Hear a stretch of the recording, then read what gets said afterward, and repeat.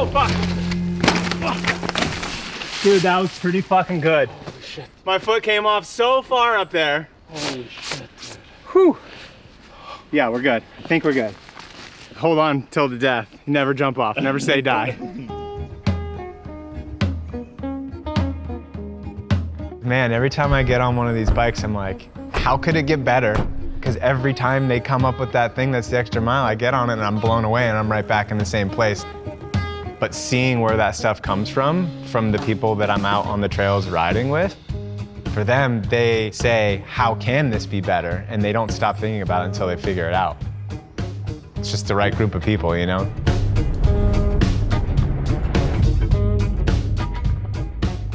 Yo, Steve, how's it Hey, going? Steve. Hey, Steve, Charlie I'd love to Race see a bit coming more. up. Loving my current Stumpjumper. I'm gonna stick so with it. anything I can get from the bike goes a change the long curve way. slightly in the This is mid-truck. a great fix. You guys Freaking crushed nail trying to open the SWAT door.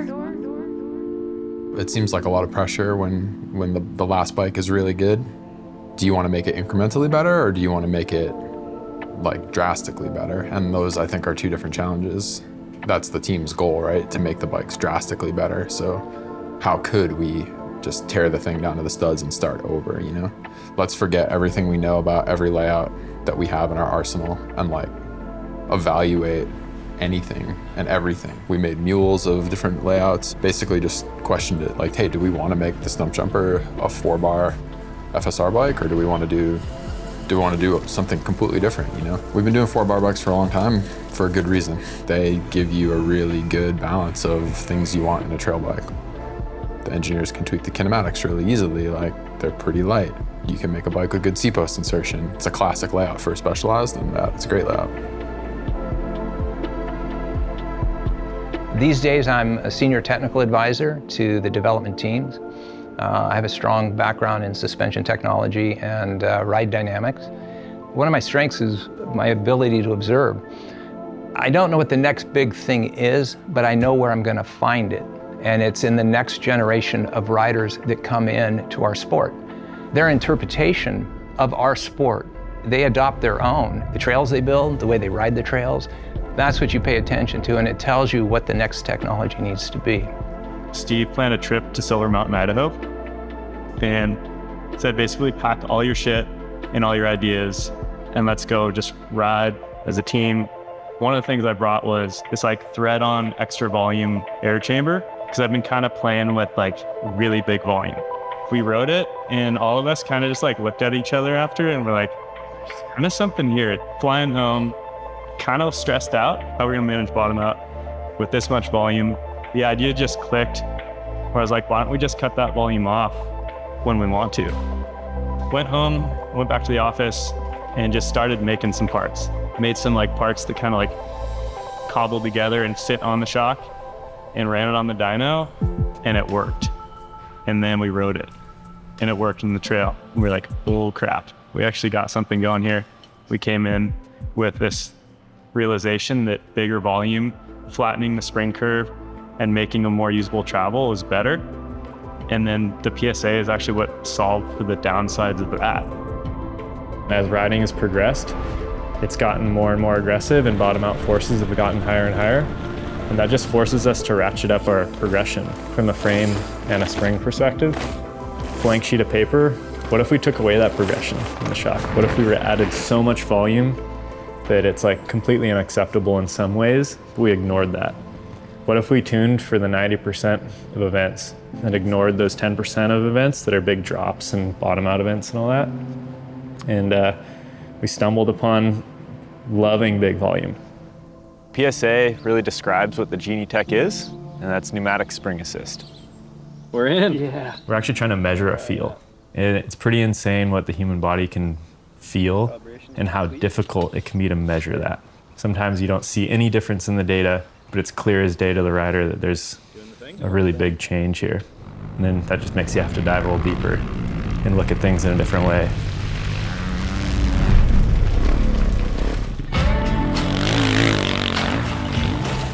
When we come up with something that's really, really working, it's important that we understand why it's working. If we feel it, we need to understand it so we can make it bigger and better. You're like 102. 102?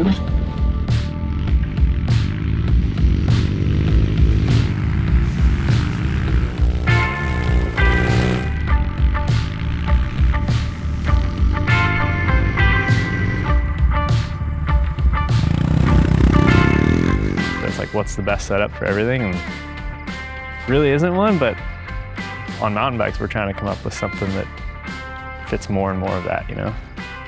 We want it to be stiff in these areas, not stiff in those areas. And that's, to me, the sweet spot of like reducing compromise in suspension. Coming from like motorsports and aerospace industries, for me at least, I know for some others too, it's definitely the funnest part of working for a bike company is that we're passionate about riding and we design this stuff so that we can ride it ourselves too, right? I'll be honest, like some of my college classmates, you know, they're designing door hinges. So being able to work on awesome bikes and being able to ride them and actually feel the difference, you know, from the last generation to this generation of bike, that's probably one of the most satisfying things of working in the bicycle industry. One of the main goals on the new SWAT was that, you know, it sits flush with the down tube. It's much less noticeable. You can kind of just forget about it. The old door is great. And so when you're trying to improve on something that is already awesome, it's really difficult. So, you know, having a bunch of people out with these spliced down tubes and, you know, interacting with the door and using it on a daily basis, pulling their tools in and out, seeing like if it snags on anything, if you know, if you have like stuff like get in there, can you still open the door? Like all those kind of things that you can only do with practical real field testing. Everybody here, you know, we all ride a ton. We all like to, the whole reason we're here is because we're absolutely passionate about bikes and, you know, we want to make them as good as we can. We get to see people ride it in the wild. I think that's the best part. It's like, I get to see you guys on Stumpies in a couple months just tearing it up, you know? Like, that's when I think it like gets really good. With the mountain bike, there's so many variables and riding techniques and, you know, I'm a taller rider and I enjoy riding an S4 and maybe that makes the chassis react different than somebody who's shorter and riding an S4, right? And different riding styles and just different terrain, different ways you hit lines.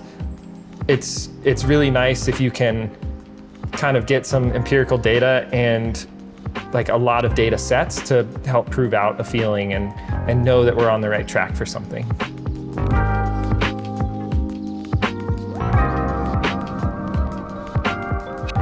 There's a gap.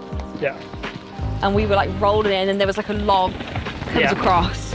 That's where I bottomed out. Okay. Just feels like it's got more travel. Yeah. All of the graphics on the Stumpjumper they're all developed based on the experience that you have on the Stumpjumper. How does it evoke an emotion in you? Embellish it and make it look like, oh, that's the natural environment that I'm going to go take my bike to, you know? It lights up like the forest, you know? All the different transparencies that you see when the light's cascading through the forest canopy, and you kind of get that with the translucent portions of the bike, so you have a whole range of color. Stumpy's a mountain bike. You know, it's not trying to be anything crazy. It's just like, we do the research, we do the study, we find out that like, this is the platform. Like, we like this platform, like, that we understand it better now. And to be a part of making something that gets other people stoked and excited, like, that's what keeps you coming back, you know? There's definitely a science aspect, but there's definitely like a black magic aspect too, right? You're getting feedback from people and you need to kind of extrapolate what's good, what's bad. We're all riders and like, if we get on a bike and we change something and it feels cool, like, hey, that's something to go off of. There's still some feeling, you know? There's still some like art to it, I think, that's not just all like zeros and ones. You can get all the feedback you want, right? Like you can get all the feedback you want from all the best people, athletes, dealers, riders, and compile it and try to make a bike. But like, if you're not a bike rider or your team's not made up of bike riders, I think it would be really hard to still like understand exactly what to do. There is, to a degree, a reflection of the team that's making the bike in the bike, right? I think that's cool.